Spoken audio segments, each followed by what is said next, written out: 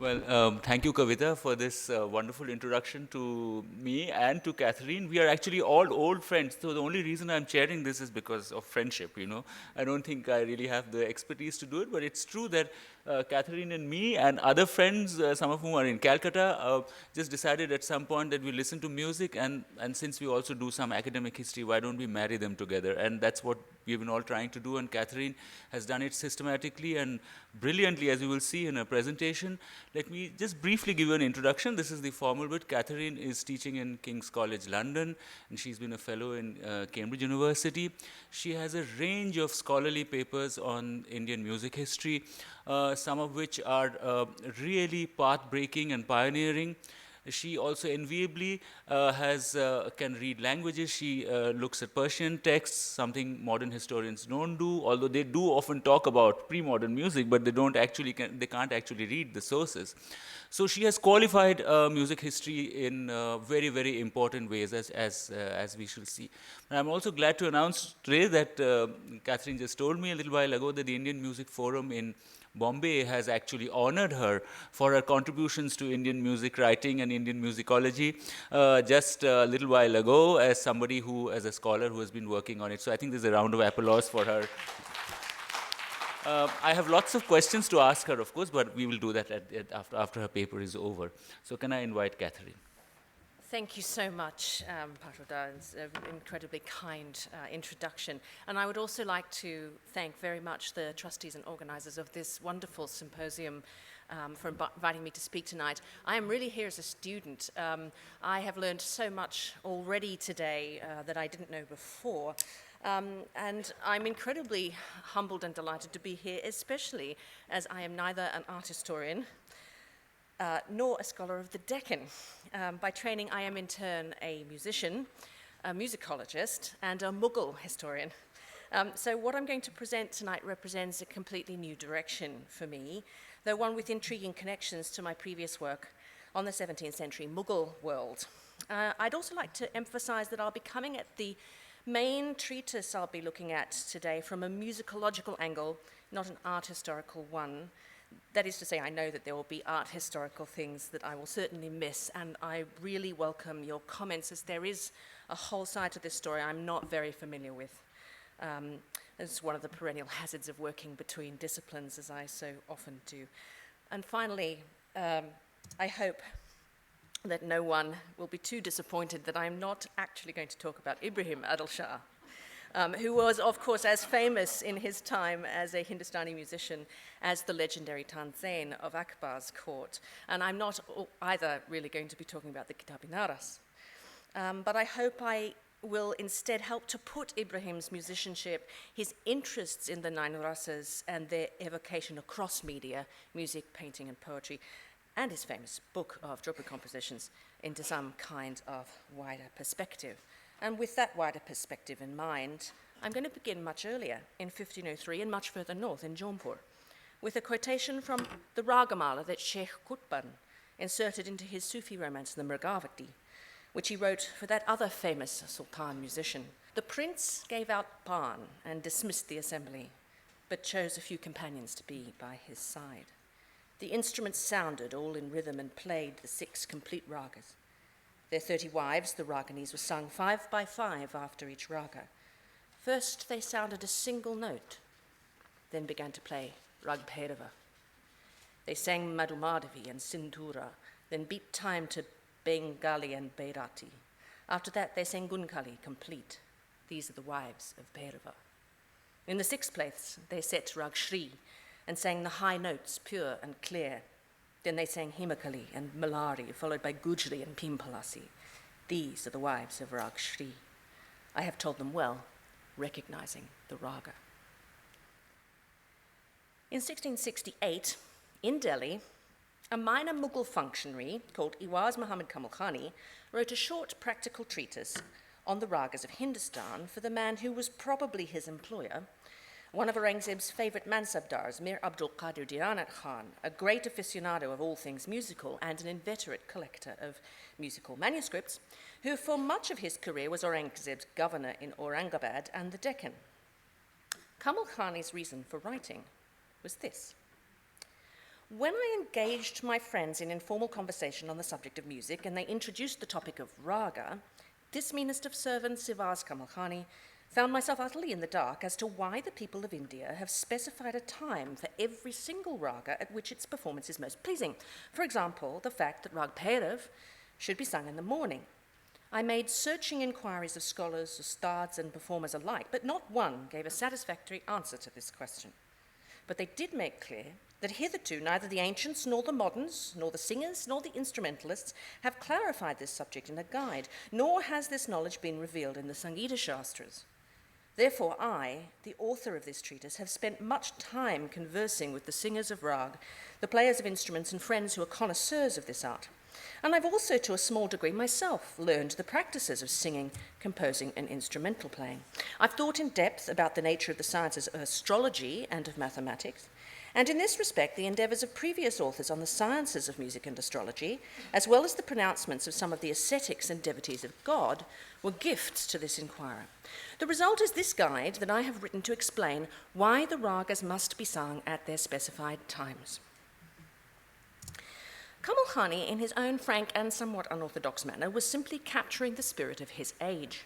The first decade of the reign of Aurangzeb saw an explosion for the first time of Persian language treatises by Mughal courtiers aimed at getting to the bottom of the fascinating subject of raga, that extraordinary synesthetic entity that is at once music, poetry, art, distilled affect, and supernatural power. The authors were obsessed with the relationship between the sonic properties of the raga as a melodic mode and its extra musical power, embodied as a visual icon, to awaken specific emotional states or ras in the listener, or to change the natural world when sung at exactly the right time of day or season of the year. The best of these Mughal theorists, Mirza Roshan Zamir, translated Ahobala Pandit's seminal Sanskrit treatise, the Sangita Parijata, into Persian in 1666 in order to describe, to the extent I am able, the raga's potent effect, asar, on the listener. That is to say, why it is that the gentle singing of the beautiful voice causes dusk to fall, or vengeful snakes to be tamed by melancholy harmonies, one might think of Raga Savari, or deer to faint dead away from listening to heart-stealing melodies, as we see here with Ragini Tori. The 1660s theorists were not merely obsessed with comprehending the powers of each raga when channeled correctly.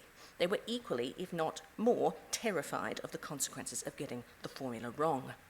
Qazi Hassan, who wrote the earliest of these treatises for Aurangzeb, the Miftah al-Surur, in Dolatabad in 1664, took musicians of his day to task in the strongest possible terms for their inauspicious errors.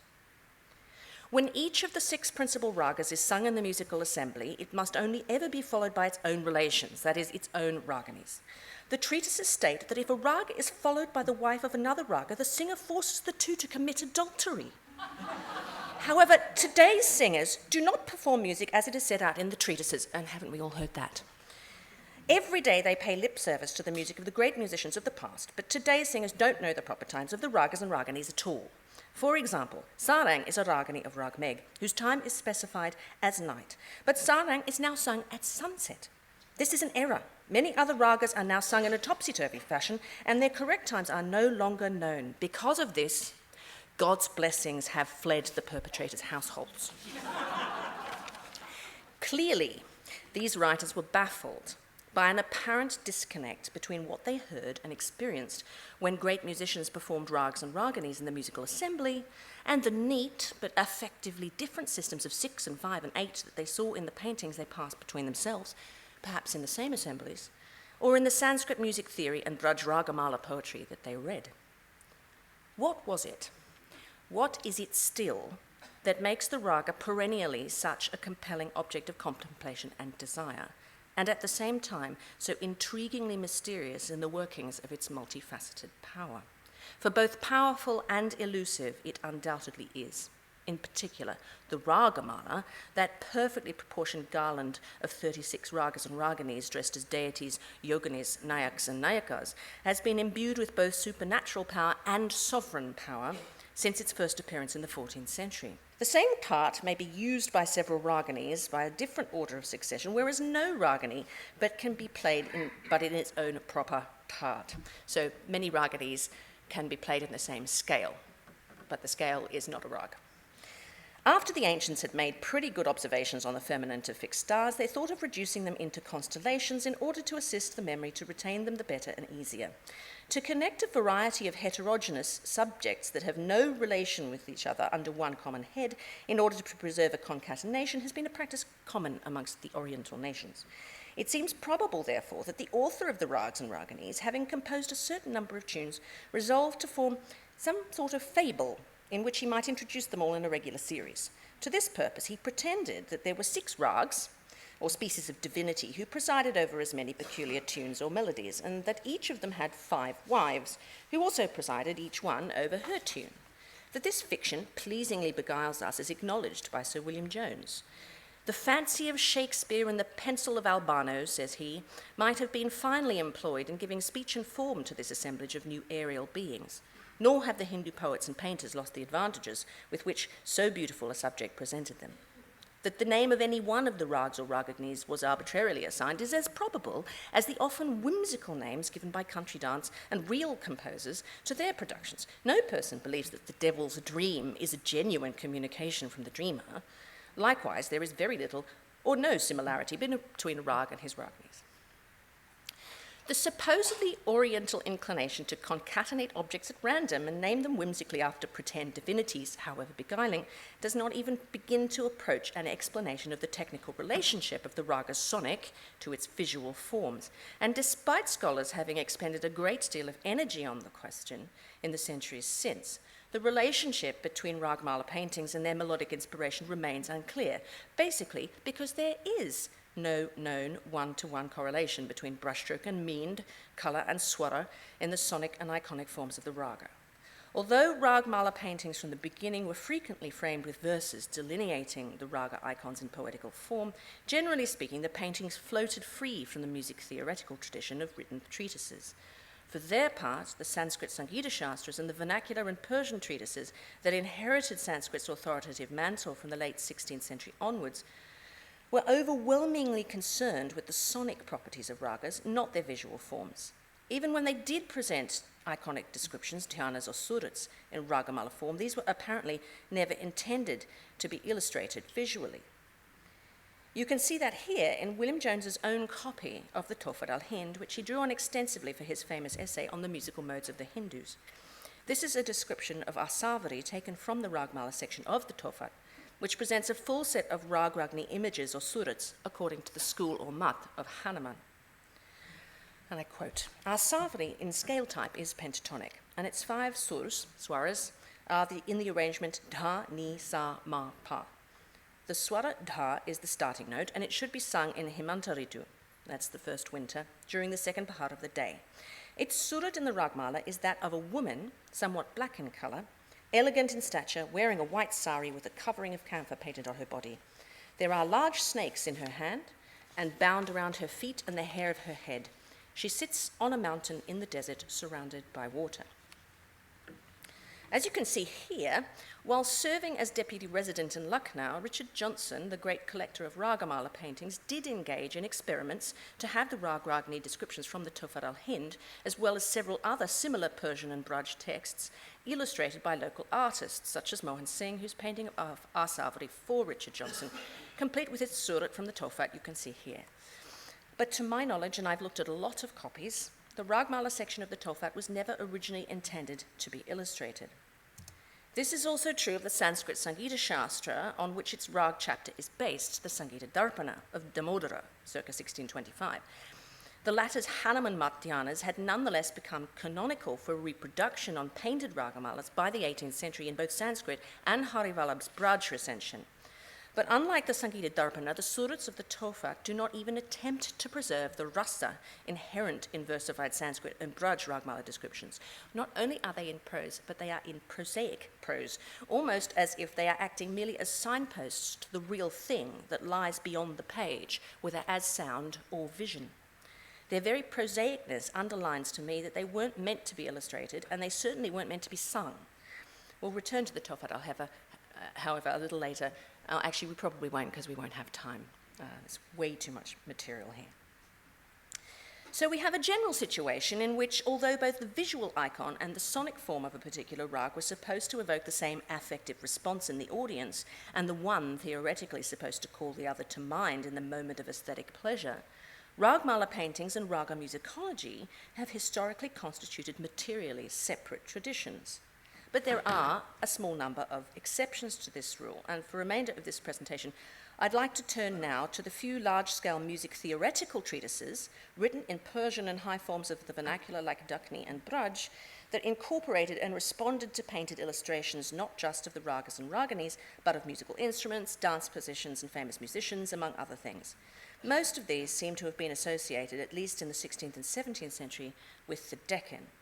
These illustrated music treatises are interesting to me precisely because, in operating as a whole package, they reflect upon the mechanics of the relationship between musical sound, visual, poetic, and mental image, and affective and supernatural power. And this is probably for a later time, but this is my working theory, and this is all completely new to me, and it could be a complete pile of nonsense. But I'd welcome your advice as to whether I should push further forward in this vein. So I'm firstly going to suggest, and this may seem a little bit of an obvious point at the beginning, that what sonic form and visual icon shared in this context were conceptions of power, specifically on the obvious level, affective power, embodied in the aesthetic notions of ras and par, specific techniques to exert that power that were unique to each medium but that multiplied in efficacy when sound and image were wielded together, and a theory of reception, what impact that power would have on the audience. And on the esoteric level, an understanding of affective power's rootedness in supernatural power and detailed knowledge of the various sciences used to harness it, particularly astrology, humoral medicine, and magical and tantric rituals involving sound, numbers, and the drawing of diagrams. These sciences were the same as those used throughout South Asia in the medieval and early modern worlds to underpin sovereign power, hence the very hard and fast connection between ragas and kingship. Secondly, I'm going to suggest that the conceptions of power that constituted the shared ground between the sonic and visual forms of the rag changed over time.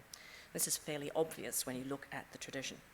Speaking now just of sound, the relationship of Hindustani music to astrology, humoral medicine, and ritual magic was first clearly articulated in 16th century Bijapur, which is where we're going next, and then picked up by the Mughal theorists of the 1660s, but through the 18th century, knowledge of this relationship attenuated rapidly to be partially replaced with subtly different understandings of power.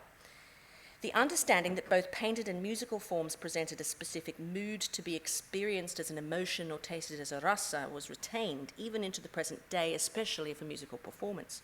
In other words, the understanding of ragas as channels of affective power remained the same. But the knowledge that these channels derived their potency from the harnessing of various forms of supernatural power dissolved over time.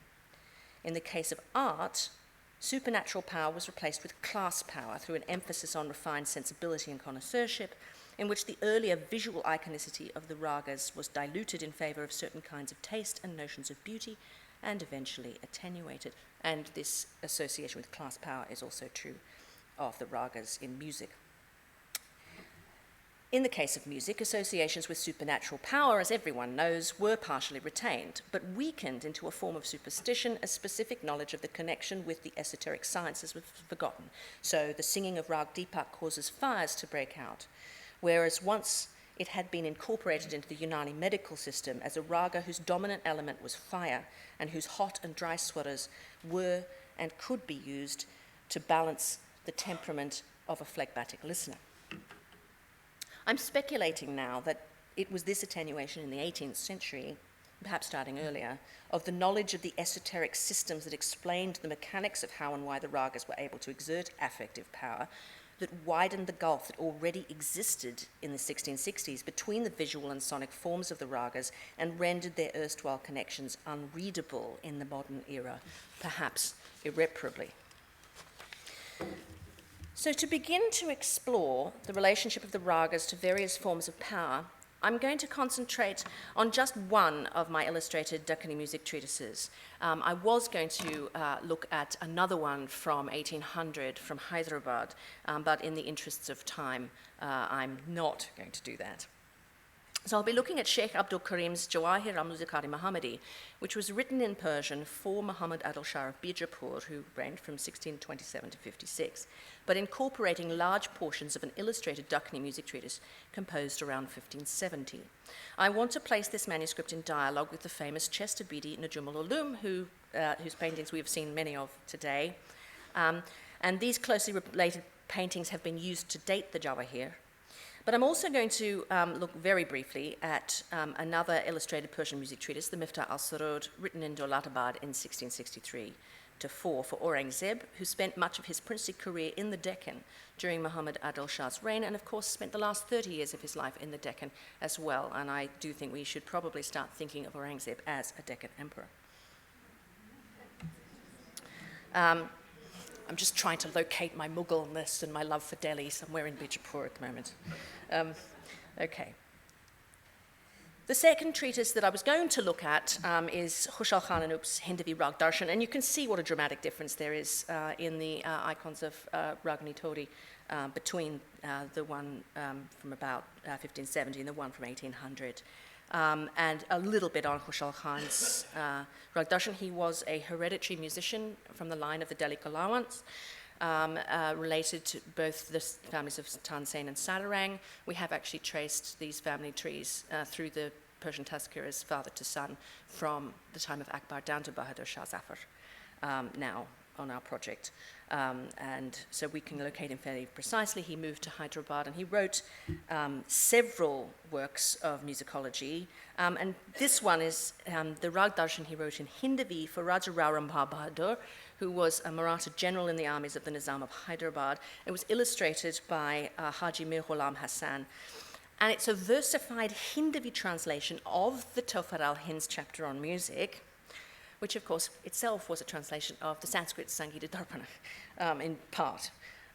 So I want to use the Jawahir here now to think about what may have been lost and what retained in understandings of the raga's power, affective, supernatural, and sovereign, as musicological knowledge substantiated by visual imagery moved between empires and over time, from Bijapur at the turn of the 17th century to the Mughal court towards that century's end, from the Mughal centre to the various regional powers that succeeded them, including the British and Nizami Hyderabad. The end of that story is for another day. So I've long had a hunch, still somewhat unsubstantiated, that Bijapur is critical to understanding the music theoretical tradition in Persian that developed further north during Aurangzeb's reign. The Mughal theorists of the 1660s venerated the south and explicitly the Deccan as the arbiter of authority in Hindustani music. And by the Deccan, they meant Bijapur. A belief first asserted by Akbar's great ideologue Abul Fazl, who stated that the masters of Marga style, the lofty universal style held in great reveration, are numerous in the Deccan.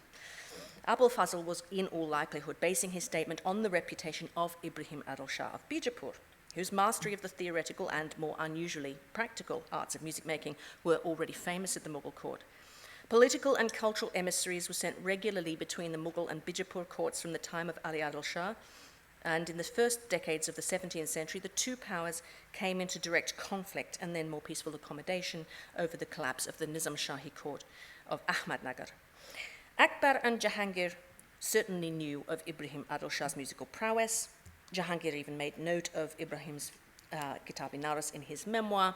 The preface, Zuhuri's preface to the Naras, circulated everywhere. And Jahangir welcomed one of Ibrahim's musicians to the Mughal court. And incidentally, there was also a musician, veena player from Ibrahim's court, who was being patronized by Dutch factors in Surat in 1622, according to Pietro della Valle. Ibrahim, in turn, was fascinated by Akbar's great musician Tansen. He wanted to know if Tansen sat or stood in front of Akbar when he sang. And he wanted to know more about the quality of Akbar's relationship with Tansen. So the author of the Jawahir, Sheikh Abdul Karim of Jaunpur, and his great musical masterpiece is dedicated to Ibrahim's son, Muhammad Adil Shah. And it's key to trying to unpick the possible impact of Bijapur on the reception and understanding of Hindustani music by the Mughal theorists. It's important for several reasons, not the least of which is that it contains within it the remains of the earliest musical treatise we possess in Dakhni, and it predates most of the Kitab-i-Naras manuscripts by several decades, as well as being the first standalone Persian treatise on Hindustani music, still extant, written during the Mughal era.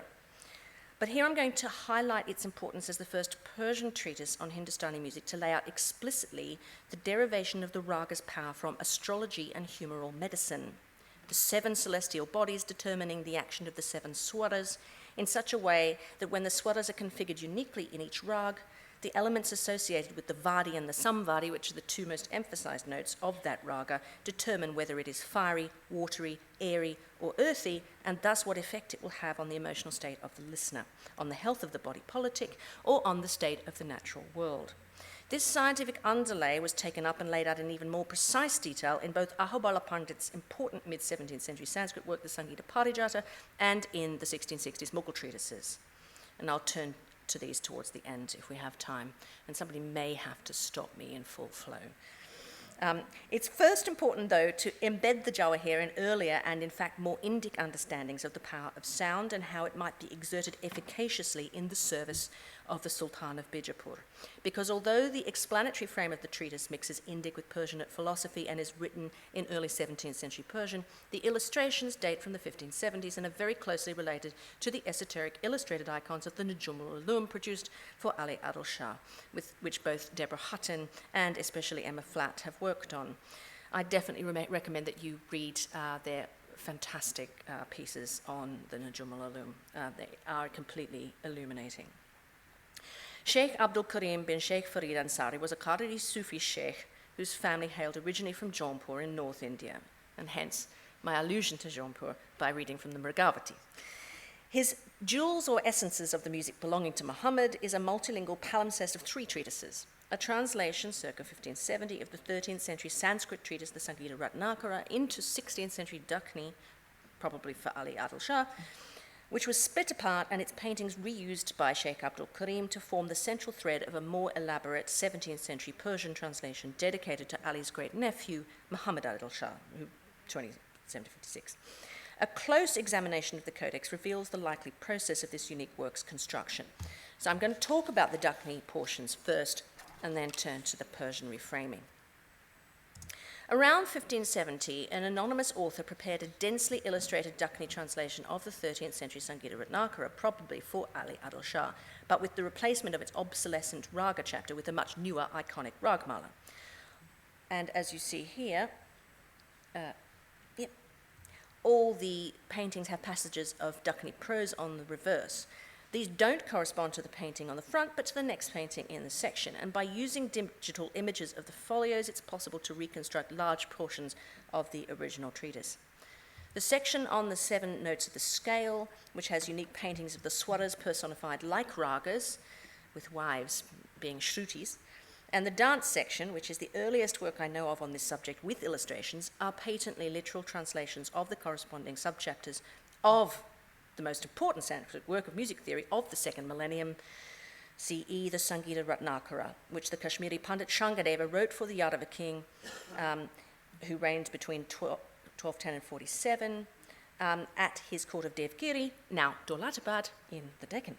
Sheikh Abdul Karim calls the work he's translated into Persian the Kitab-i-Sangit, which may refer to the Sangita Ratnakara itself, but even what remains of the Dakhni original indicates that its textual portions were much more extensive once, and it seems that this was once a major illustrated music treatise in Dakhni.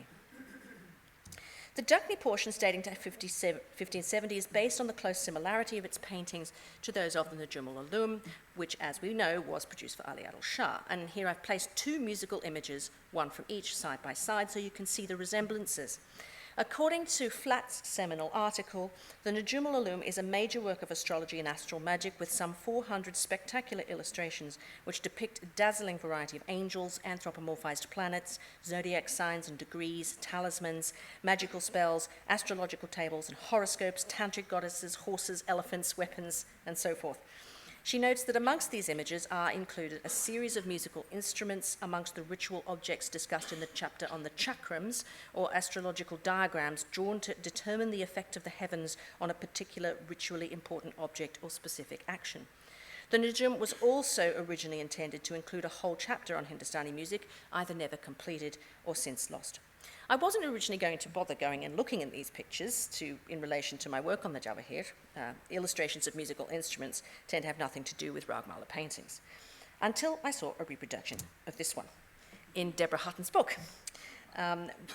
I was particularly interested in the 7 concentric circles, 7 being the number of the celestial bodies, and circles, perhaps the power of sound, except they didn't know how sound worked then, that were radiating out from what appeared to be a representation of the drum head of the ritually powerful drum represented here, the damaru, here called the damaruk. As some of you may know, the damaru is a double-headed, hourglass-shaped drum, played by shaking it to allow 2 weighted pellets on the ends of cords to strike the drum heads, that's been used across South Asia in many different ritual contexts for centuries. It's in particular associated with Lord Shiv in his incarnation as the dancing Nataraja. And it's worth noting that the Javahir, as do many other Indo-Persian texts, attributes the creation of the 7 swaras to the beautiful singing voice, instrumental playing and dancing of Mahadev in the cosmic dance of creation. Mahadev himself, according to the Javahir, having come into being through the action of those of the 7 planets associated with fire. And we're back to the Pythagorean music of the spheres. The damaru is still used in Karnataka by folk musicians, not unlike the low-caste damaru player described in the Nujum's text, to create ritual auspiciousness on important festival days. And this is a very good picture of you can see the pellets on the end of the cords in action there as the man on the far left of the picture plays the damaru. And it also has tantric associations. The damaru used in Tibetan Buddhism, for example, is created from human skulls. And some of the drum's tantric associations can be seen here in this image of the earth spirit or tantric goddess associated with the 62nd chakram. The text describes the form of the aforementioned earth spirit, Ruhani Zameen, thus. She is feminine, has 4 arms, and rides a peacock. In her 2 right hands, she holds the weapons Shamsher and Trishul. As for her 2 left hands, in one she holds the damaru instrument, and in the other a bowl constructed from a gourd. She is as resplendent as the sun, and an instrumentalist plays before her.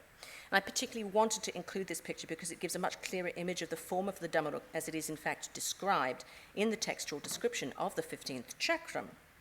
That chakram being, in fact, the damaru itself. The damaru chakram appears halfway through a series of musical instruments, chakrams, nearly all of which belong to the instruments, as you see here, of the Nobat ensemble. And this is the only time I've ever seen Nobat carried on camelback. So it's a really interesting, unique image. Sorry, that's not the Nobat. It's the Nisan, translated as Damama, more familiarly known in North India as the Nakara. So the Nobat ensemble was the West Asian drum and wind instrument war band that was imbued with sovereign power in Indian Muslim polities. The kettle drum in particular was an element of the sovereign regalia, could only be played on the orders of the monarch or bestowed by him on a subordinate as a sign of blessing, and contained intense supernatural power associated with sovereignty. It's no surprise at all then to find the instruments of the Nobat ensemble amongst the chakrams. The damaru, however, although its primary use here is in war, was not part of the Nobat ensemble. Instead, its use was magical. According to the textual description of the 15th chakram, the damaru was generally wielded by those wandering in a perpetual state of bewilderment caused by love, mendicants. But in fact, those who had lost caste, and he uses the term out of caste, and were covered in ash. On the day of war, their role was to pay attention to the army of the enemy, scatter ashes on the battlefield, call upon a series of jinns and spirits and the Navagraha, the 9 houses of the astrological system, and to play the damaru at the correct time determined according to the nakshatras, or lunar mansions, on the day of the battle. If played in accordance with the nakshatras, the damaru would remove the enemy's power. Certain astrologer communities, Joshis, were also called upon to hold the damaru in their hands and play it on the day of battle. The drum heads were made either with goat or sheepskin, and the two cord heads, the pellets on the ends of the cords, were carved with an engraving of the planets and bound around the waist of the instrument.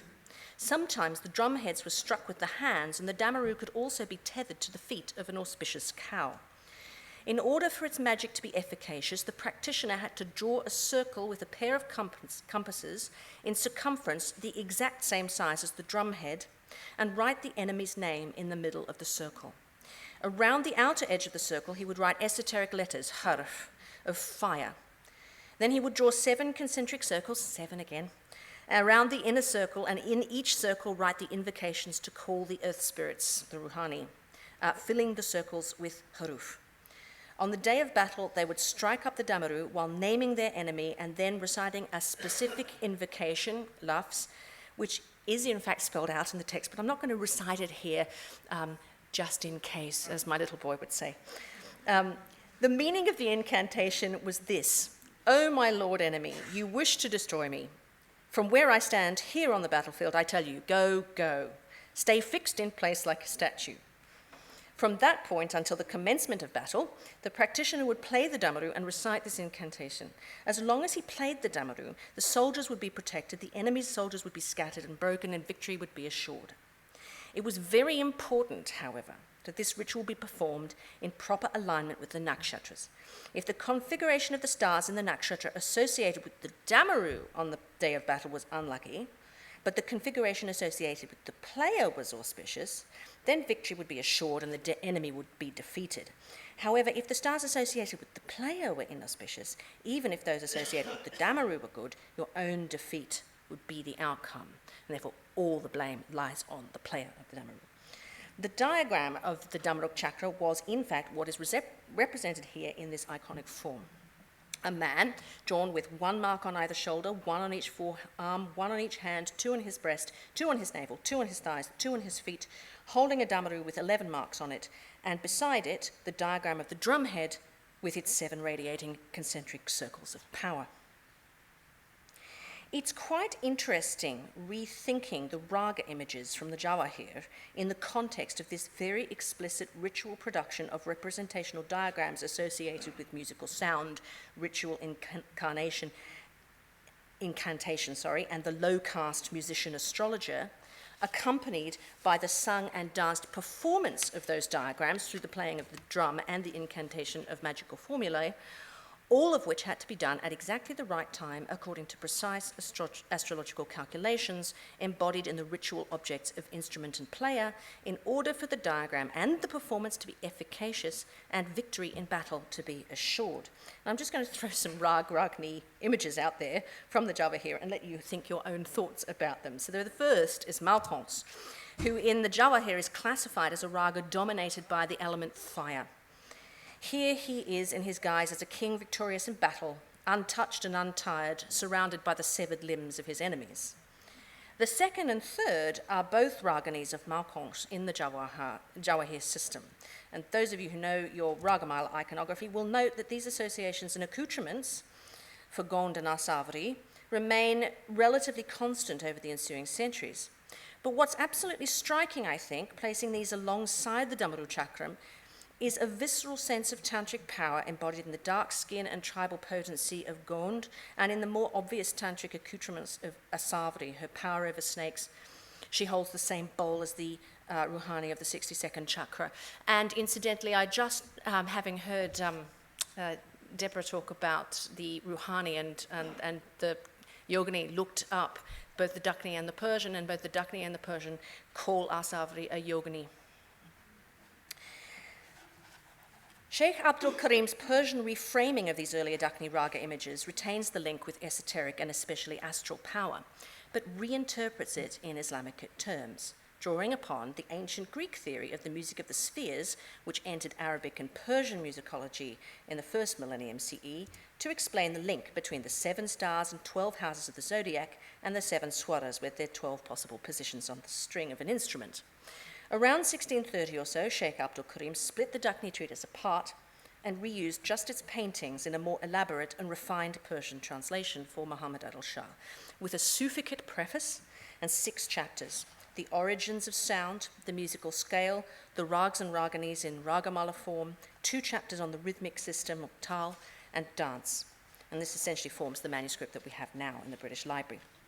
The major reason this work is of importance to Indian music and cultural history is Sheikh Abdul Karim's systematic integration of ideas from the Islamic sciences about the power of sound and its effects in human affairs into a work of Indic musicology.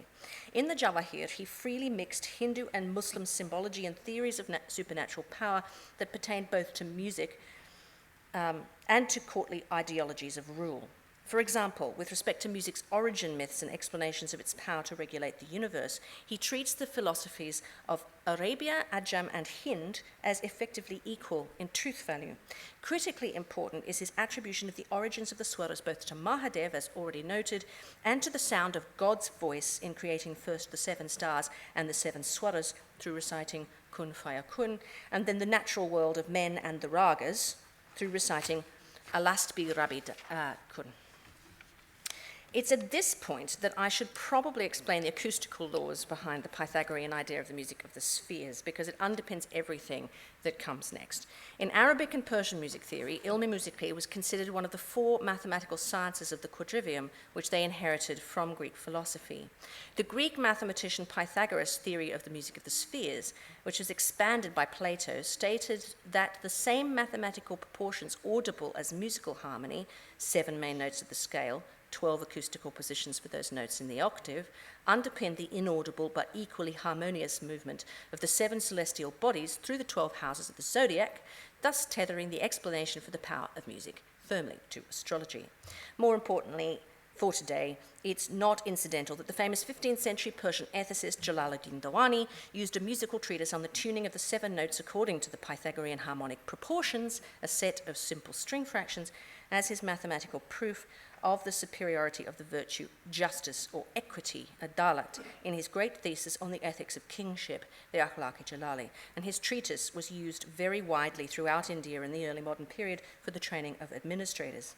By the mid-16th century, methods of setting up fretted stringed instruments using natural acoustical consonances, as first described by Pythagoras, had become naturalized in Indian music treatises in Sanskrit as well as in Persian. Okay, so the harmonic proportions. They're a simplified set of string fractions that can be used to set out the 12 positions of the acoustical scale, in which the octave above the open string sounds when you place a fret or finger exactly halfway along the strength of the string. I know I've probably lost you at this point. 10 minutes? Okay, actually that's not too bad. Okay, so if you have a string and you divide it exactly in half, you get the octave above. So sa, sa. I have to apologize, I always have trouble switching from speaking to singing. If you put your finger on the same string, exactly a third of the length along the string, you get the 5th. Sa, ba, and so on. And so you can actually get all 12 positions of the swaras along the string using a fairly simple set of string fractions that Pythagoras worked out. And this came into Arabic and Persian music theory. So just to give you a visual representation for those of you who like these things, there's the string, you put your finger halfway along, and you get the octave. Same string, third of the way along, you get the 5th. Okay, so this astrological connection that's created from the laws of acoustics between swaras and stars underpins Sheikh Abdul Karim's most interesting systematic appropriation of the Indian ragas into the Greco-Islamic system of humoral medicine known as Unani Tib. Every rag and ragini in the Indic system is supposed to have a specific effect on the listener's psychological state, their physical well-being, or indeed on the wider natural world.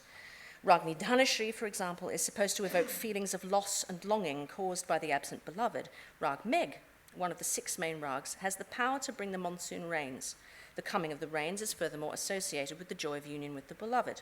In Sheikh Abdul Karim's Ragmala, he systematically attributes the essential emotional flavor of every rag to one of the 4 elements of Islamic natural sciences: fire, earth, air, and water. He furthermore describes the effect of each of the 4 kinds of rag on the physical and mental state of the listener in terms borrowed from Sufi teaching and ethical literature, or akhlaq. Fiery rags ignite passionate love, ishq, in the listener's heart. Earthy rags enlighten the listener with the mystical knowledge, irfan, of their true selves.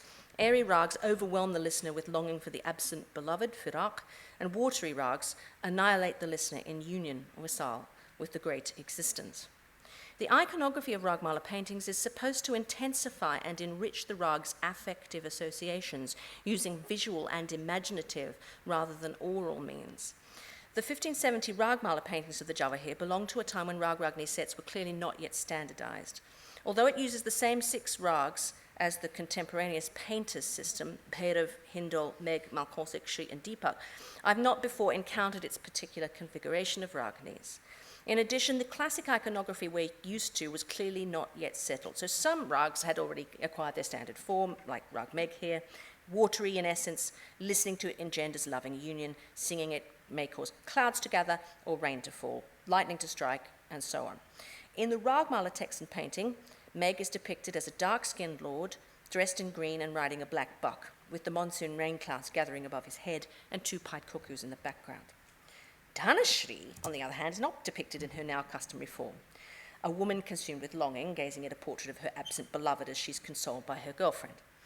The mood of viraha or firaq is nonetheless sustained in the Jawahir pictorially by Dhanashri's loose, dishevelled hair, her chin resting disconsolately on her hand as she sits on a bed waiting for her lover's return.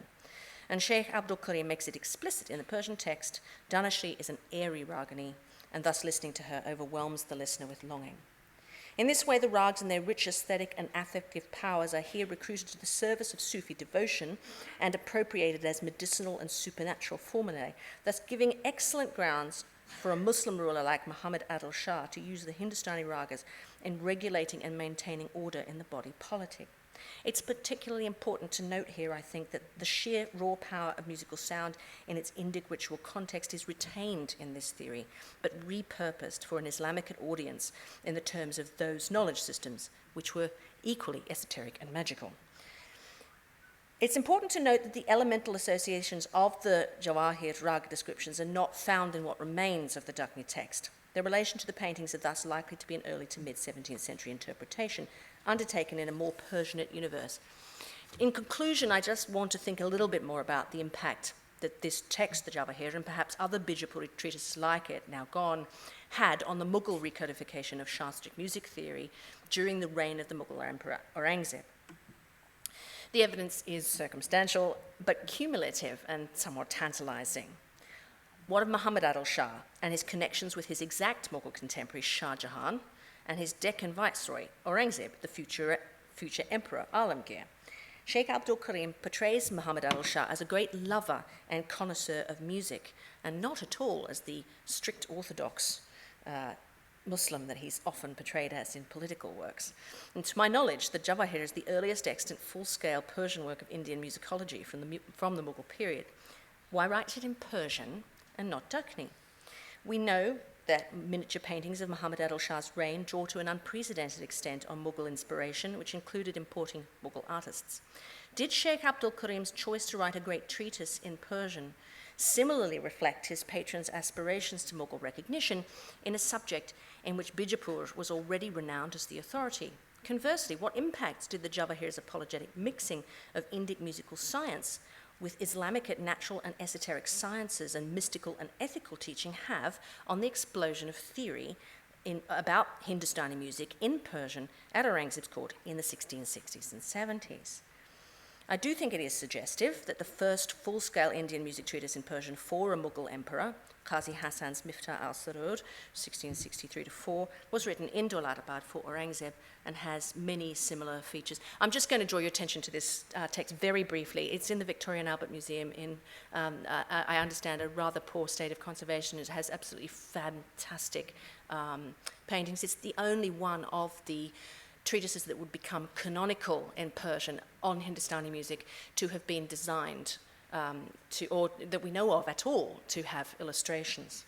And it may indicate that this was a Dakhani practice, or a Deccan practice rather, but with so few manuscripts, it's very difficult to know for certain. It was more important that the humoral explanation of the raga's potency is fundamental to several treatises written at Aurangzeb's court itself, the canonical treatises. And it's in these texts that the mechanics of the relationship of the stars to the humours to the swaras, to the ragas, was elaborated in technical detail. I'll just very quickly run through these slides. Okay, and get to this one. So these are the scales in Ahobala's Sangita Parijata along the top, and they're the string fractions to get the swaras. So the swaras can have, there are 7 swaras that can take 12 positions. Sa and Pa are always fixed. They have fixed orbits, so therefore they're represented by the moon and the sun in this Mughal theory. And the Re, Ga, Ma, Da, and Ni can all take 2 positions, so they're represented by the planets that have vacillating orbits. And these are, each of these swaras is then furthermore associated particularly in the work of Ras Baraz Khan Kalawant, who was the chief musician to Aurangzeb and direct descendant of Tansen, to specific elements, the elements pertaining to the star to which the swara is attached. So if you want to sing, if you're full of melancholy and cold and dry, you want somebody to sing a rag to you that is full of hot and wet elements, and therefore an airy raga, something like Dhanashri. I'm not quite sure how Dhanashri, with all its sort of viraha and longing for the absent beloved, is supposed to help you if you're feeling melancholic. But maybe it's meant to, give you vim or something. Yeah, it's a theory. They believed it. This is what happens with this theory. It gets theorized like this. The one major exception where this theory does not appear is in the 5th chapter of the Tofu al-Hind. And this becomes the treatise that gets recopied, and it comes out of the much larger encyclopedia of which it's a part, and gets recopied on its own. This is the one that Richard Johnson decides to experiment with putting paintings in, and there's his, this is the one that Khushal Khan Anup Kalawant chooses to turn into Braj verse for a Maratha general in Hyderabad in 1800. And this is the painting of Bhairav. And one final point before concluding, I know I'm rushing through this, I'll just show you a few pictures from the Rag Darshan. That's Khushal Khan presenting his book and singing to Raja Raramba clearly on equal terms. He was a very wealthy man. He was Malaka Bai Chanda's Ustad, and he donated a lot of money to some of the major shrines at the Mola Ali Dargah in Hyderabad. And there he is in quite a prominent position, immediately below Raja Rao's elephant howdah. You can see propped up above everybody else. This is a pictorial depiction of his lineage. You have Tansen on the left, and then at the top right is Sadarang, Sadarang's nephew Adarang, Adarang's chief disciple Karim Khan, who is Khushal Khan's father. And if anybody's interested, I can also show you the lineage of the Kalawants.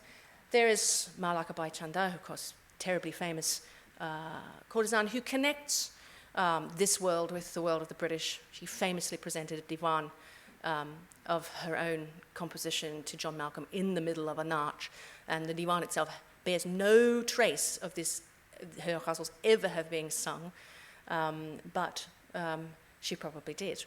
It's one of the difficulties of working on music, is that what you work on is actually gone, and this is what we're left with to work on.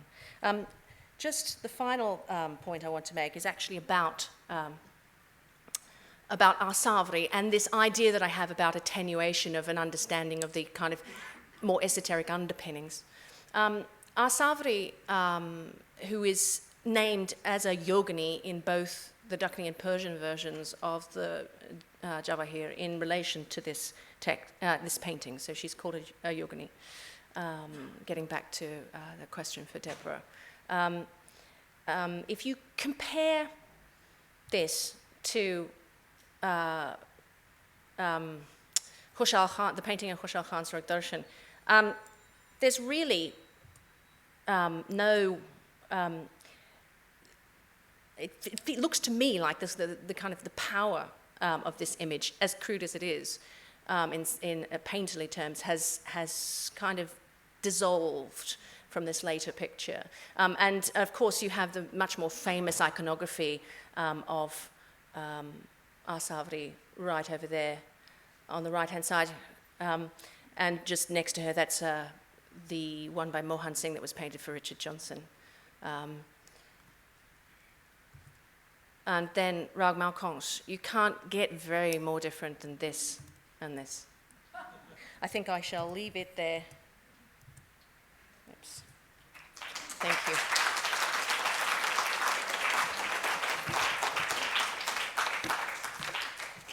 Okay, thank you, Katherine, for this really wonderful talk, and you've taken us into a world which we both, what seems to be familiar in some senses, but also about a world which I really didn't know anything about. I'm just completely fascinated by, every time you showed the Ragmala paintings, I was trying to connect the ragas I know with these paintings, and there was no connection at all. And so I was just trying to think about what you were trying to say. Now, first of all, about the effective power of ragas.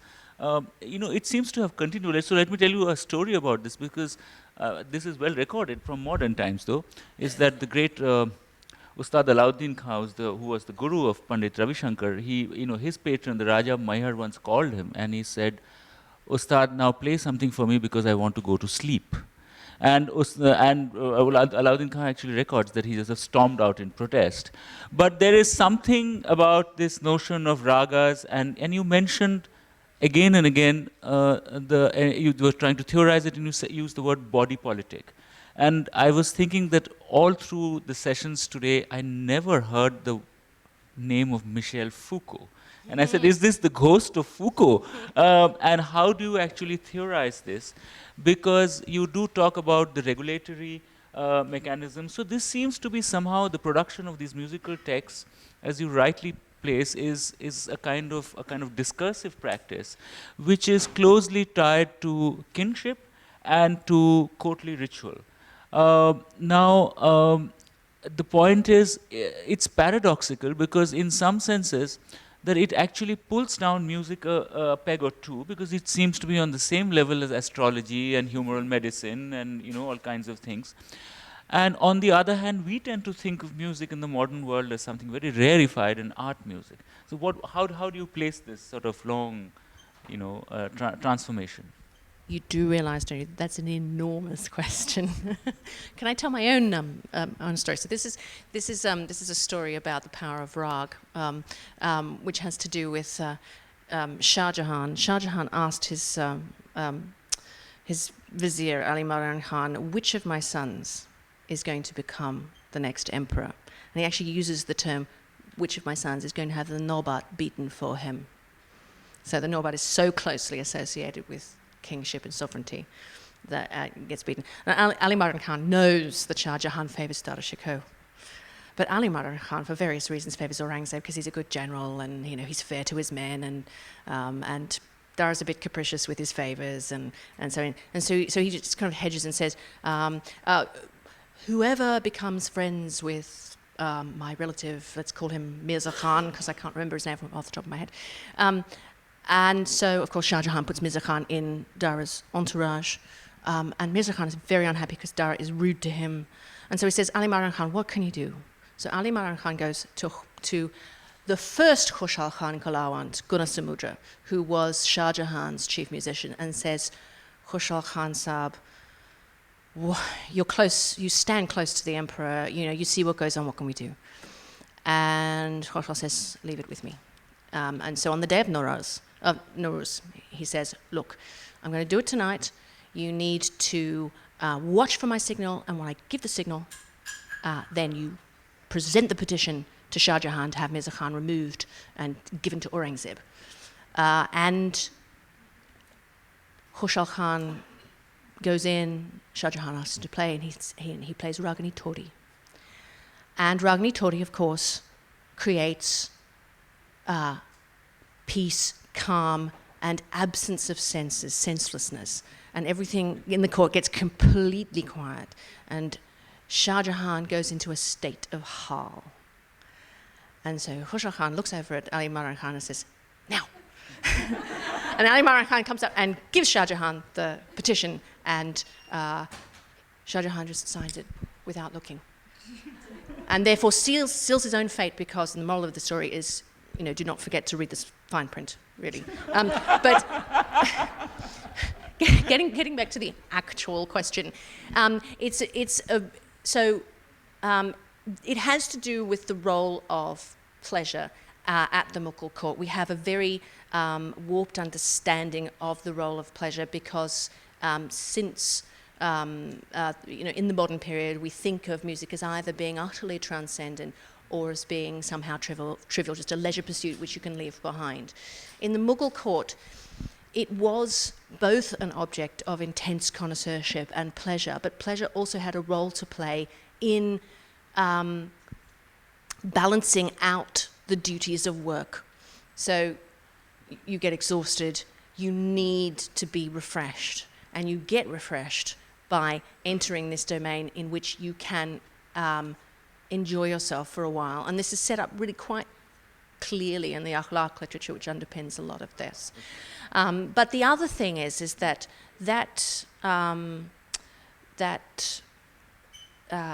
Brahmins, Rajput scribes' division of the scale is replicated exactly in Abul Fazl's division of the body politic at the beginning of the Aini Akbari.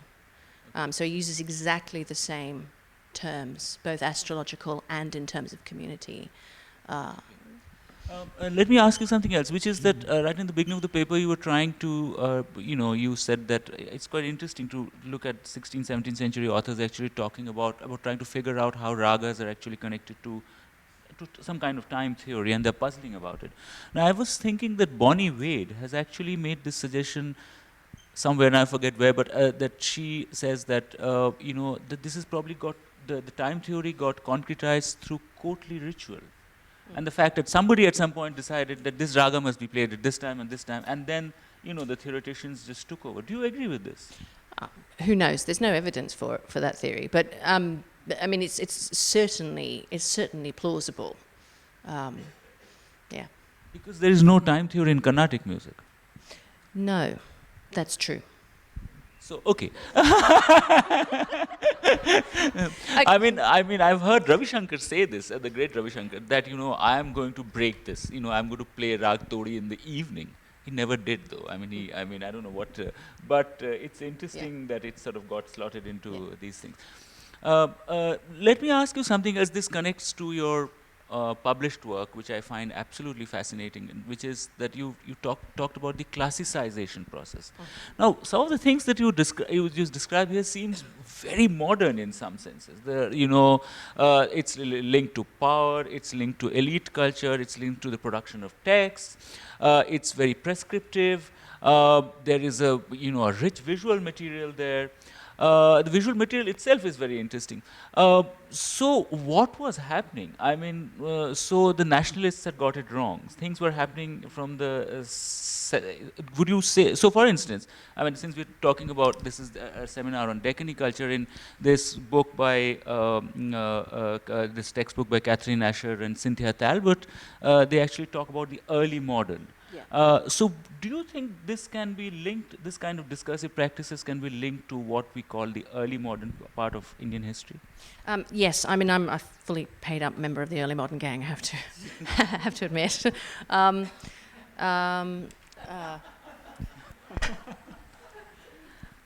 also incredibly jet lagged, so you're just going to have to bear with me while I can. Yeah, I know. Okay. Can you rephrase that slightly so that I can...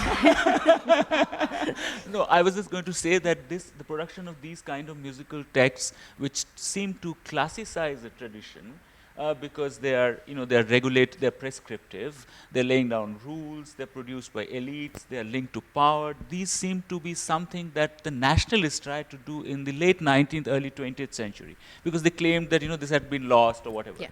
But you are giving us evidence for this happening in the 16th, 17th century. Yes. So, I think there is actually, I think there are moments in which various different kinds of people come to power in different places and need a means of asserting their right to be there. And there seems to be an upsurge sometime, this is slightly irrelevant to what's going on in Hindustan, but sometime around the beginning of the 15th century, where a lot of literary canons start forming in Japan, in China, in Iran, in which authors go back to a pretend ancient past, and they pretend that what they're doing is really terribly ancient, even though it's actually one of the newest things. But in order for it to be authoritative, it must be rooted in the ancient past, and they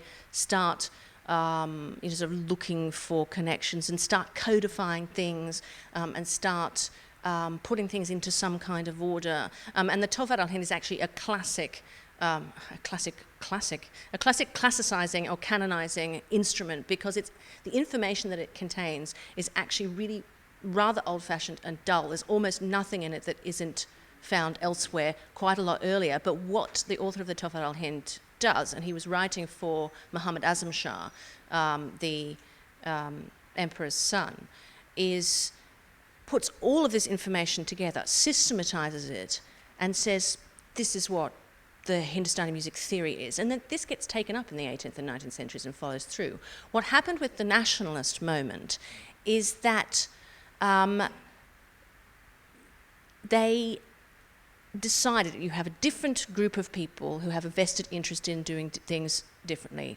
Upper class, upper caste, Hindu mostly, Western educated, living in Mumbai and Kolkata, Bombay and Calcutta as were, who want to take things back to Sanskrit. And we've just done a massive survey of as many treatises as we can find, written in as many North Indian languages as we can find, although being fairly restrictive and just saying sort of Delhi to Calcutta geographically, little offshoots to Kathmandu and Hyderabad. And what Alison Bush and Shelley Pollock have argued about Sanskrit no longer being a language of theory from about 1700 is really true for music. What happens is not that the ustads run away with it and get it all wrong, and because all the theorists were complaining about that in the 17th century too. This is just an old, well, everything has gone to the dogs kind of argument.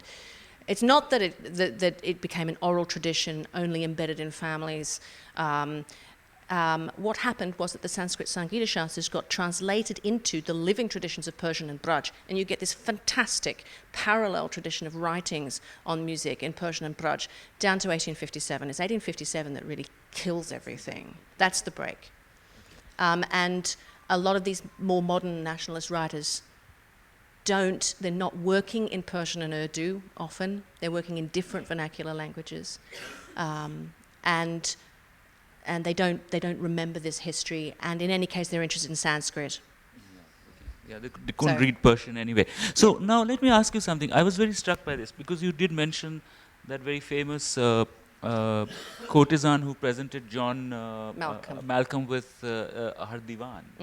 A 20th century example would be that Janki Bai, the great courtesan from Lucknow, she also had a divan published, which is there in the Lalita and Suzi Tharu book. It's actually translated there. So I'm fascinated to know this. Now, what I want to ask you is if there are lyrics for these, for compositions available. Do they match the raga timings? What do these lyrics tell us? I mean, that would be the voice of the if I can use the word here, subaltern in some sense. Yeah. I mean, it's a really good question. We have been working with song texts, and Khushal Khan in particular produced a massive compendium of all the songs of the joint families of Tansen and Sadarang for the Nizam of Hyderabad. It's the 1818, between 1818 and 1832. It's in the Salarjung Museum. It's organized by Rag, by day rags and night rags. It's called the Rag Ragni Rosa Shab. And you can get a huge amount of information out of that. We've also been looking at Shah Alam's own compositions. In the Nadarati Shahi, which Utica Sharma has also been looking at. And if you look at the rags in consonance with the lyrics, they do match up.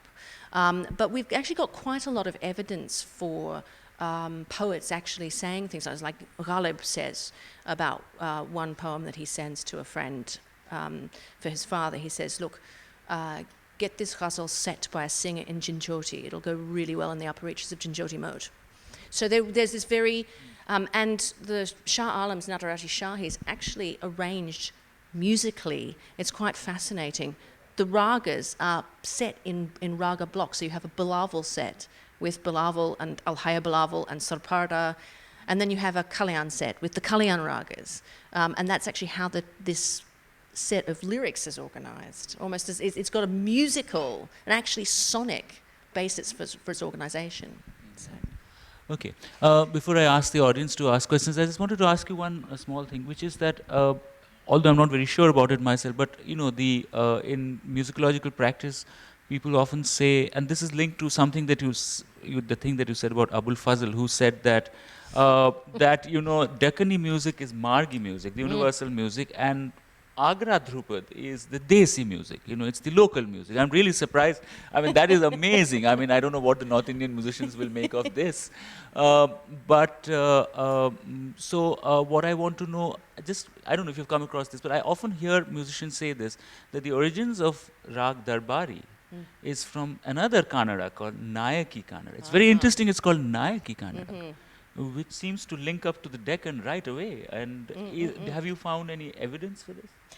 I've not found any evidence for Nayaki Kannada, but I think the social status of Drupad is really interesting, because if you look at Kutban's Mragavati, which is 1503, in the time of Sultan Husain Shashaki, it was apparently a genre that courtesans danced to. If you can imagine that, of Drupad today. So you have this situation where the Drupad that's being sung at Jaunpur, and of course Jaunpur had officially, though how much power there was behind it, made Gwalior a vassal state, and Gwalior was of course where Drupad was most strongly fostered in the end of the 15th century.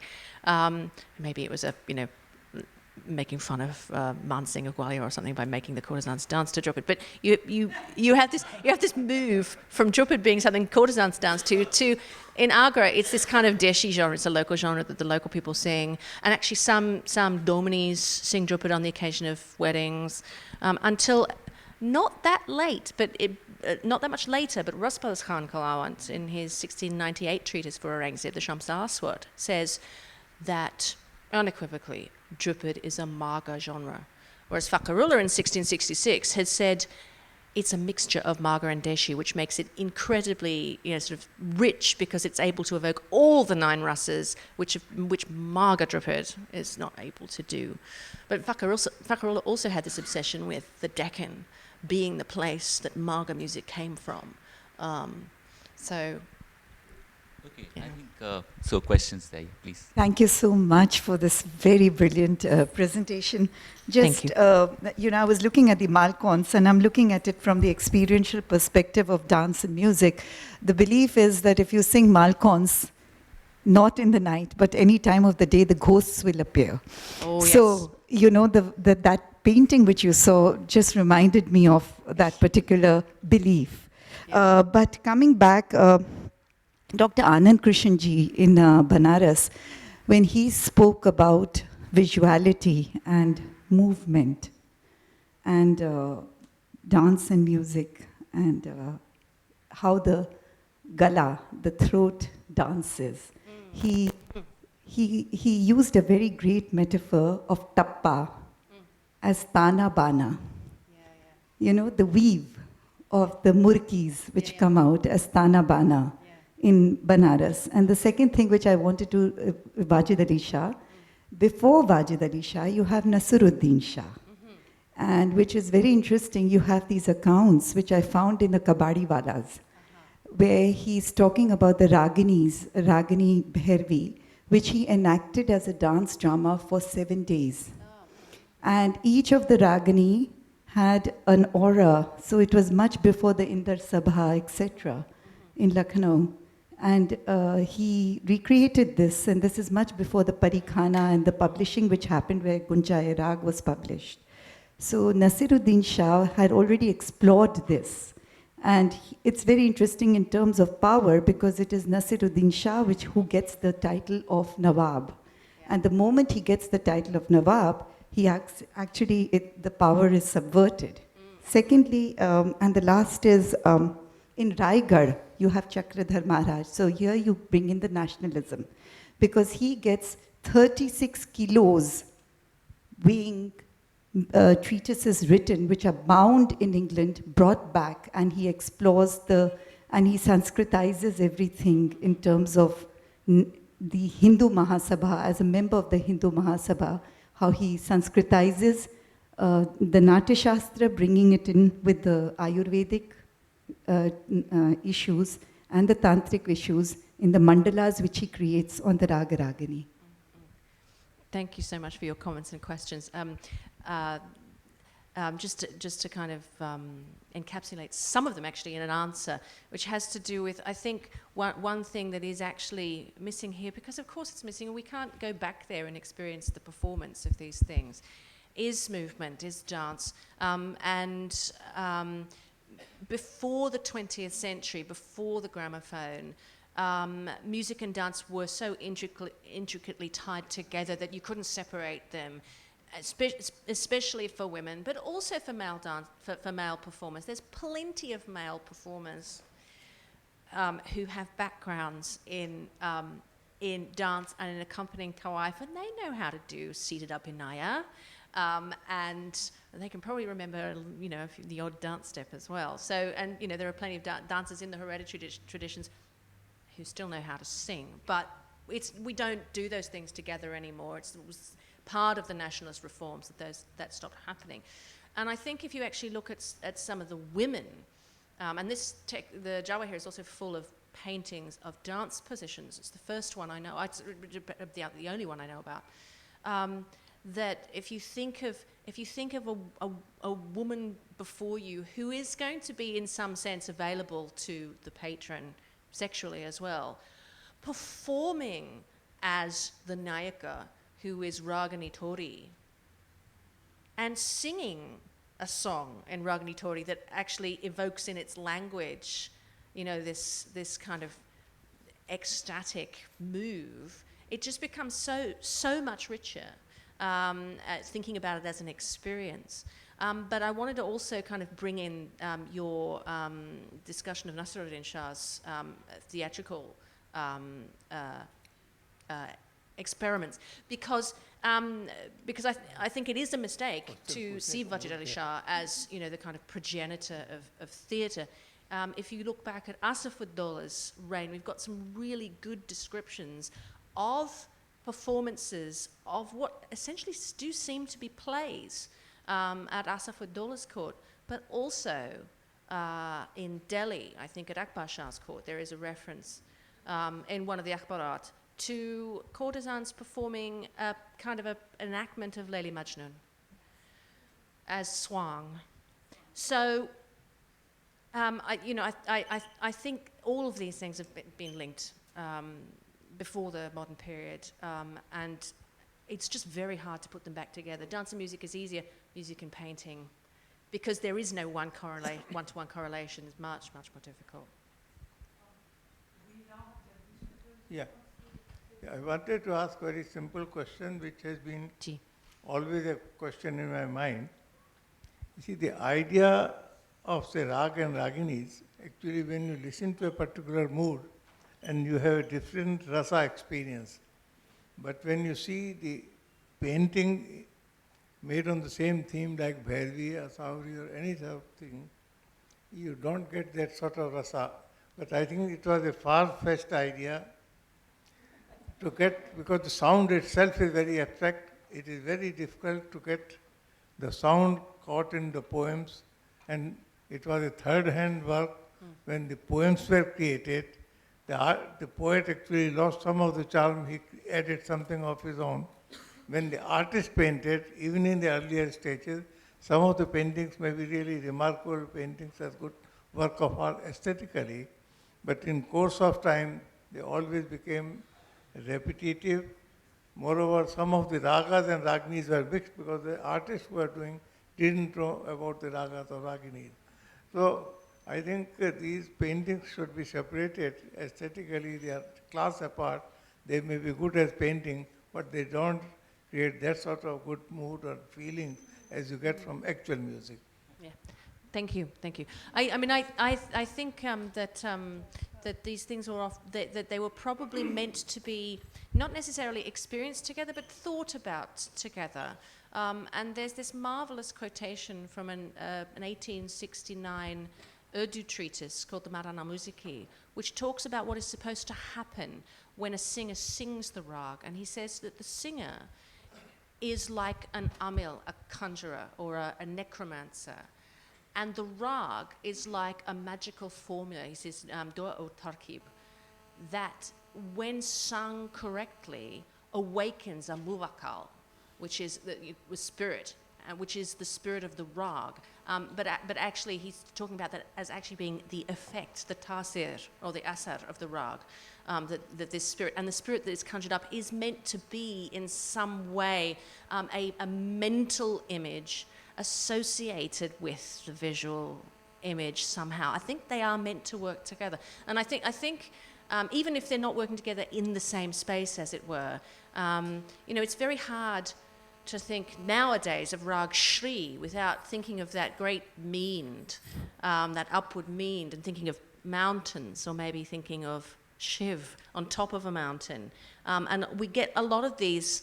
There's a very, very interesting paper by somebody called Laraliante on Shri, and talking about this, and talking about the gestures that musicians make when they're, as I'm not a singer at all, but when they are actually singing Shri, and what they experience when they sing Shri, and what the gestures mean, and what the audience sees in their mind's eye. And it is actually collective. And I actually tried this experiment with my own students. They're all Western, they all come from, sort of private schools, trained in Western classical music. So very, very good ears, very good training in Western music. And first class, without telling them what it is, I say, look, a rag is meant to be both a musical phenomenon, and it's supposed to have all these extra musical associations with particular kinds of emotions. I'm going to play you this rag. It's called Rag Darbari. And I want you to tell me what you think the emotional mood of this rag is. And of course, it's meant to be this very stately rag, this rag that's associated with kingship. It's also now associated with nostalgia for the Mughal Empire, especially if you think of something like Mohabbat Ki Juti in Mughal-e-Azam, which is set in Rag Darbari. And it's something a little bit like, I guess, Elgar's Pomp and Circumstance marches, Land of Hope and Glory, or something like that. This is what its mood is meant to be. And they listen, and they all go, 1, it's meditative, and 2, it's melancholy. And the reason for that, and I've tried this with about 30 different classes, they always come up with the same 2 things. The reason is because the drone is, since the 60s, has been associated with TM and meditation and Indian religion and, tuning out and dropping out, or whatever it is. Man, I'm sorry, I wasn't there. And because it uses komuni and komudha, which in Western art music are associated with sadness. So the minor modes, sa re ga ma, sa re ga ma pa da ni sa, sa ni da pa,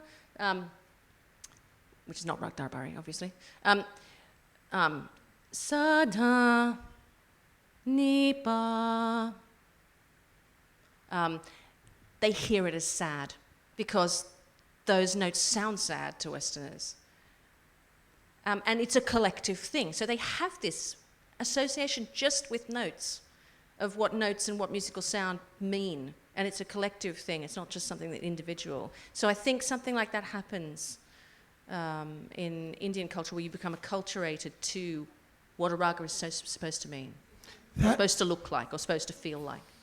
Thank you. The very evolved transdisciplinary presentation. But my query may not be as useless as what came before, chicken or egg. But I've grown up sort of talking about this country being very Kavya Pradhan. And then, of course, one starts looking at it as Sangeet Pradhan, and then one looks at it as a Chitra or Akar Pradhan. Now, do you feel there is a hierarchy to Chintan? Is there, who is this person? Are these the same people who is the musician, the painter, the writer, the same person? Okay. It's often a very difficult question to answer because there's so little textual evidence. My sense is that painters are professionals, professional lineages, musicians are professional lineages, and authors of treatises are very often different kinds of people, different professionals, literate professionals of various kinds. And some of the time, there is a little bit of evidence that there was one painter, a man called Ghulam Raza, who painted some Rag Ragini paintings for Richard Johnson, probably in Lucknow, was the same Ghulam Raza who wrote a treatise called the Usul al-Naqmati Asafi, which was eventually presented to Asaf ud-Dawla, but the first draft of which was written for Richard Johnson. I mean, there were probably hundreds of Ghulam Razas around in Lucknow, but there is a possibility that he was the same person. But I think that's extremely unusual.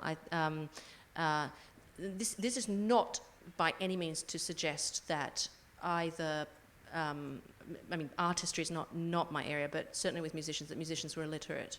They were only illiterate according to nationalists who were interested in Sanskrit. And how many people are actually literate in Sanskrit, I would like to know.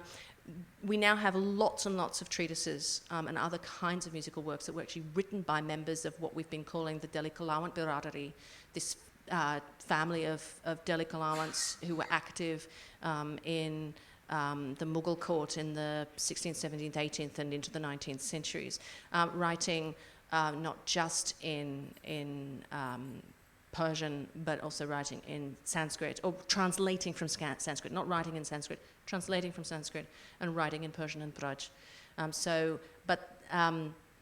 But again, they were a rather special kind of extended family. A lot of other musicians were not writing. They were performing beautifully, but not writing. So I think they are different kinds of people. And certainly what I can say about musicians is that they have a liminal status in that they are regarded as coming from low status backgrounds. They're not people that you want to become Prime Minister. And anytime one of them tries to or gets put in a position by some undeserving courtesan like Lal Kunwar, who kind of tries to get all her Ustadi friends promoted, and the consequences are catastrophic for the musicians, and particularly for the women who just disappear, or they have to kill themselves, or mutilate themselves or whatever. So professional musician communities in North India historically have been regarded as of low status, and certain kinds, particularly sarangi players, tabla players and so on, have actually been in feudal relations of slavery within the Jajmani system. Painters, I don't know. But writers of texts actually come from all sorts of walks of life. But the thing they have in common is literacy, which it assumes a certain level of status in a situation in the early modern period where very few people were literate. So.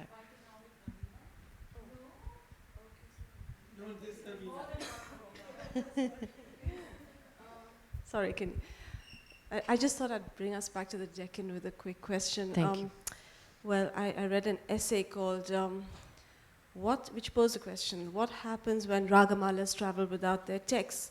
It was also delivered as a lecture, and the lecturer actually left his lecture on the train and posed the question, what happens when a lecturer travels without his text? So the whole argument left a certain impression. Yeah. He said that the Ragamalas, the Deccan Ragamalas of the late 16th century, which I'm not sure if he included the Jawahir pictures, but certainly included that series that I showed in the morning, of which this is the early series of the late 16th century, of which just 10 folios are known. And the text beautiful. Comes in both Persian as well as Sanskrit. That the content of those series most resembles the Sangeet Darpan, which was composed in 1625 for Jahangir.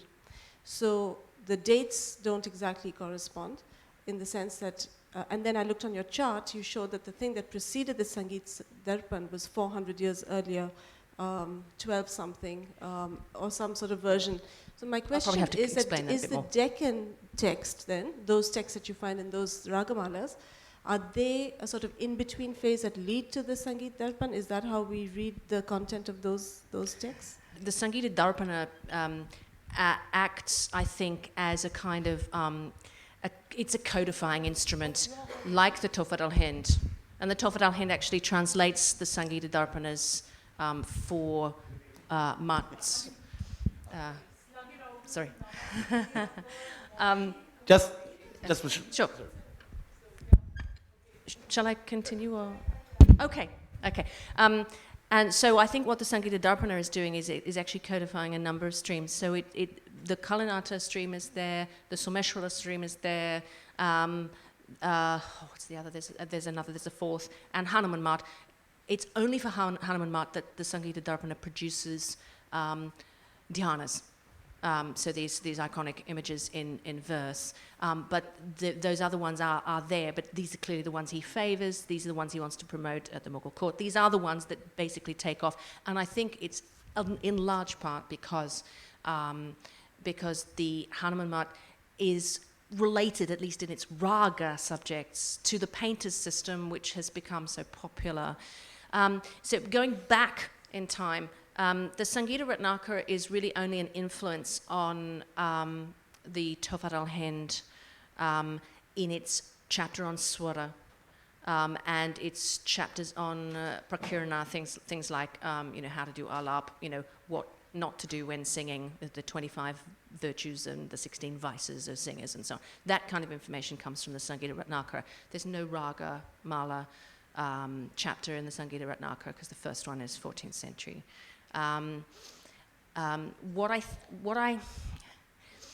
There are also more than one system in operation in the Mughal treatises.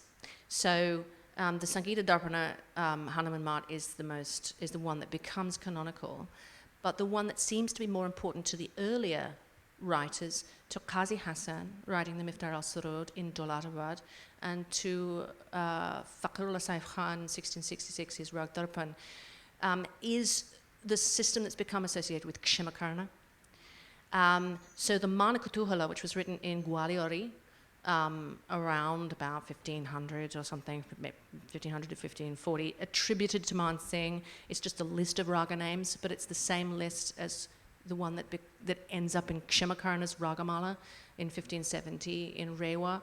And that system, at least one of those manuscripts, and I went back and looked at it for Molly, one of the manuscripts in the British Library actually has a dedication to Akbar, which is not terribly surprising because Tansen also came from Rewa. And that Kshimakarna system gets picked up into the Miftar al-Surud, but I think not coming from Kshimakarna. The treatise that he talks about is something called Bharata Sangeet, which is not the Natya Shastra, but a Ragamala, but using the same rags and raganis as Kshimakarna. What I am unable to do, because I don't work in Sanskrit, is compare the surats of the Miftar al-Surud with the dhyanas in Kshimakarna. And actually, I've become a big fan of Kshimakarna, and I think somebody needs to work on him, but I'm not sure if that's useful. I did some work on Malakabai Chanda, and at the time picked up a manuscript, which I think the other bit of the manuscript is with Navina in the Met, of Malakabai Chanda's poems to Raja Rao Ramba. Fantastic. And it's illustrated, but not with Ragmala pictures, but with actual illustrations of performance. So you have images of Malakabai singing and dancing, and the musicians who accompany with her. But as far as there's some landscapes, which could be. Oh, fantastic. Did they bear any resemblance to the paintings that I showed from Khushal Khan's different style? No, different, okay. And also some Baramasa type of content in there as well, if that makes any kind of sense. Yeah, no, that's and Baramasa is so closely related with kind of Rag Ragni. 12 months. That is really fantastic. I can't wait to see that. Oh, fantastic! There is a picture of them in the front of the Rag Darshan. It's Hushal Khan's Darshan is available for free view via the University of Pennsylvania website. It's LJS 63. LJ 63. It's a series of comments, actually, so I'm sorry. It's Good. I need comments because this is all, you know. I think for the benefit of some of the others and some of the students who are here, it's worth them knowing the fact that the Jawahar al-Musiqat has a series of mudras that are illustrated in Yes. it as well. And I think that's a very important point to mention, that this early musicological treatise devotes as much attention to the language of gesture. Absolutely. And the fact, therefore, that Malconce is shown as a dismembered body in this particular manuscript also links it very squarely within the tantric tradition, in which both the note, the music, and the mudra are given an equal amount of emphasis. And what we must remember, therefore, is that the musicological treatises are in many ways perhaps to be seen as a continuum of the language and the formulas of the tantric texts, and not as being a separate genre that is invented, but chapters, rather like the way the Purans contain many chapters which become independent disciplines as time goes on out of those great encyclopedia. It's in much the same way that those segments out of the tantric texts that deal very squarely with the cosmology, with the humoral status of the body, with the importance of gesture and music in being able to affect the body through ritual, is exactly the language that is being absorbed, but being given a purely aesthetic dimension, allowing it, therefore, to be given a visual iconography in a way that is continuing with the iconographic traditions of what is created to image, the impulse to image, what lies at the base of how does tantric Vajrayana iconography get created at the first instance, are very much very similar concerns. If you look at what is created for imaging, the fact that deities are associated with a soundscape and a gestural scape and a postural and a landscape, it's much the same concerns that are concerned with the iconography of the rags. So in terms of the grammar, we are looking at a very similar grammatical continuum. And this takes me back to Jagdishji's point, which I don't buy actually. Were it that this were not such a dominant and tradition that was so well understood, it would not be the most prolific form of Indian painting. The fact of the matter is that the archives, our reserves, our magazines and stores of our museums are filled with more Ragamala paintings than there are that any other kind of Indian painting. I bet there are, yeah. Now, the truth is that if this was not such a dominant and well understood tradition, we wouldn't have had so many. People aren't daft to go on making paintings about something that they have no knowledge of. Yeah. And why is the patronage of this particular genre of painting more prolific than any other? Yeah. I think that these are fundamental questions where we are assessing a particular body of Indian art, production, and a space for Indian production, which is far more pertinent and relevant than looking at portraits only of royals, which have informed our understanding of styles and movements. And I think we're looking at a very different scape of positioning art history and art historical investigation. And I think this is looking at much larger questions of aesthetics than we have been able to understand. Now, about a few other minor points. I think there is enough published on the distortion of Darbari, for instance, about how it is fundamentally associated with melancholic strains of music, and how it is meant to evoke that, and how it has not been evoking that ever since it has been in the hands of certain musicians. And then there are... It's the old 17th century complaint. It's those kinds of arguments. It's which those illiterate ustads. There is all of that stuff that is published. And so there is pertinent material which actually looks at the language and iconography of scales of music.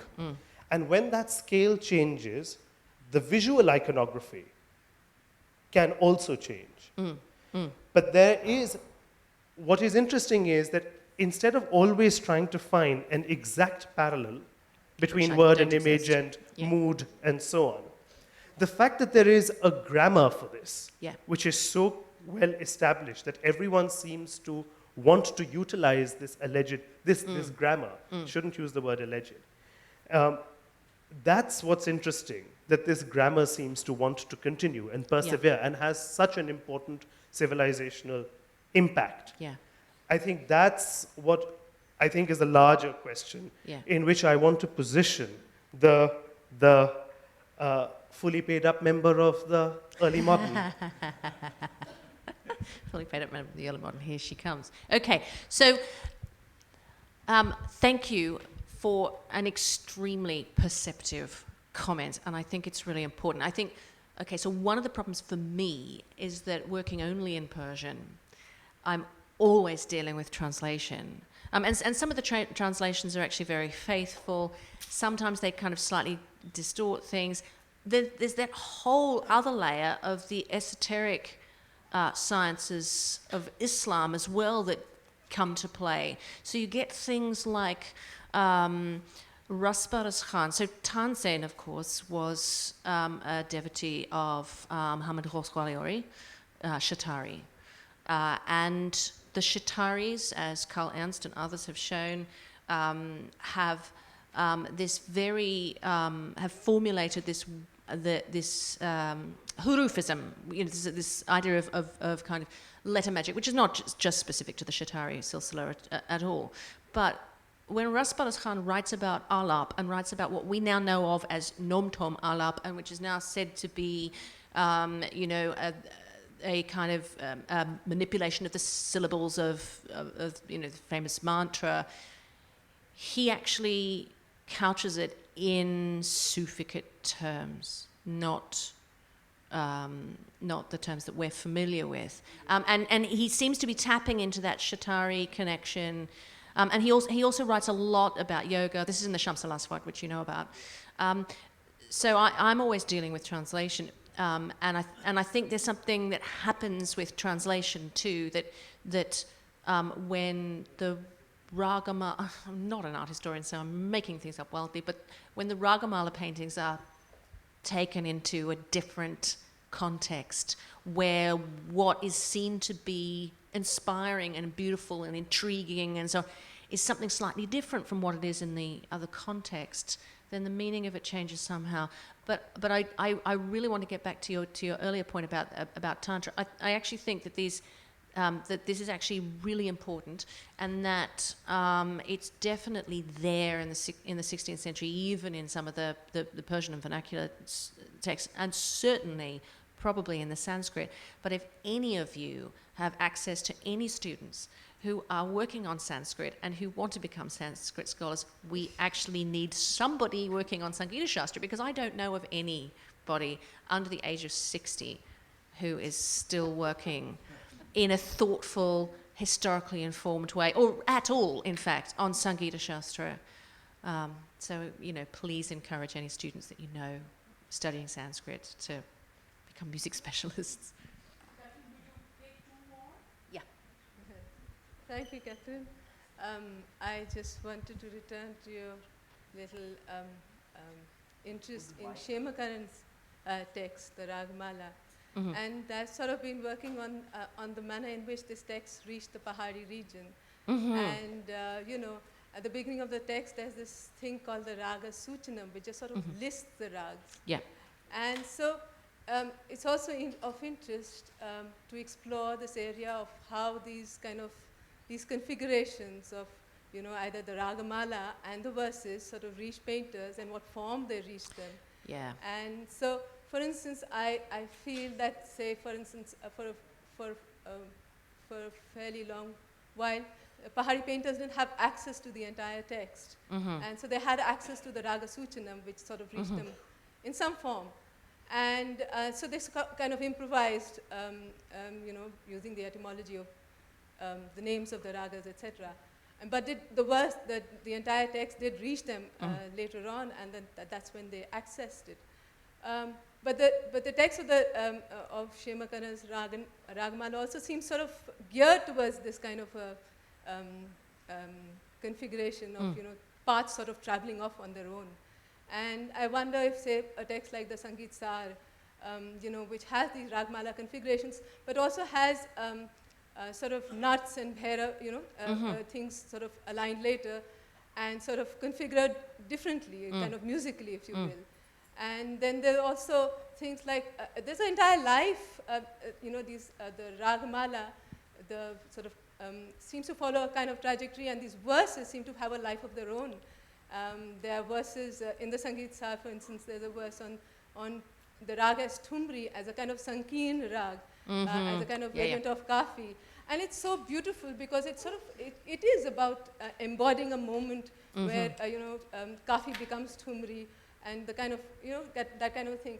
So the kind of parallel worlds that I feel are happening here, and they seem to travel on their own. They have a kind of life, and they sort of, I don't know how they come, and I would love to have your insights on that, how they come, they get codified at points of time in these texts, but they have a life. And they have a life outside these texts. And painters seem to have access and tapped into this in some way, and sort of improvised. And that's a kind of very politically correct thing to say, that they improvised. But I think they did. And also in the manner in which a lot of these Ragmala series, I mean, the painter system seems to be something that was sort of coined by Claus Ebeling. I'm not sure this kind of configuration really existed in the text, for instance. But then that's another instance of these configurations happening outside text and having a life of its own in that sense, and whatever that life was. That's sort of a series. Sure. I have just 2 points to make. One is that ragas get everywhere into the most bizarre places, and the other one is that Rag Ragini is not the only way that ragas get described in the Mughal treatises or later. And in fact, the Ahabala Pandit's Sangeeta Parijata and Mirza Roshan Zamir's beautiful Persian translation don't actually have a Ragamala section. What they have instead are 122 ragas and raginis described in notation with the part of the raga, so you actually know what notes were actually being used. And they give examples of an asthai and an antara, just the melody, and just to show you what the raga shape was in 1666. So you get that. Later on, with works like the Sangeet Sar and also the Usul al-Nagmari Asifi from Lucknow, you actually get notations that are so detailed in terms of both melody and rhythm and even text, not necessarily lyrical text, sometimes, sort of meaningless text, that you can actually reconstruct them and sing them.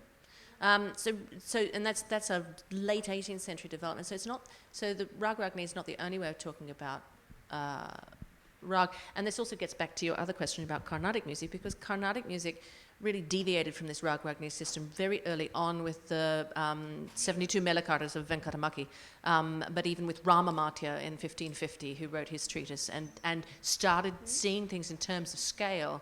And that's the way the Carnatic system has developed since then. But the other thing is that how do these raga, these raga sets enter, sort of go into the Pahari regions, perhaps for painters who either can't read or write, or can read and write but don't read or write Persian, or sorry, not Persian, Nastaliq, or can read Nastaliq but not Devanagari, or whatever it happens to be. I came across the most bizarre raga chapter a couple of weeks ago in the British Library in a Dasturul Amal, which is one of these really tedious manuals of weights and measures and times and calendars and accountancy and siak numerals for trainee administrators. It's an 18th century one. And it has the usual, weights and measures, and, the days of the week are called Mangal, and, etc., blah, blah, blah. And in the middle, there's a section on the ragas and raginis.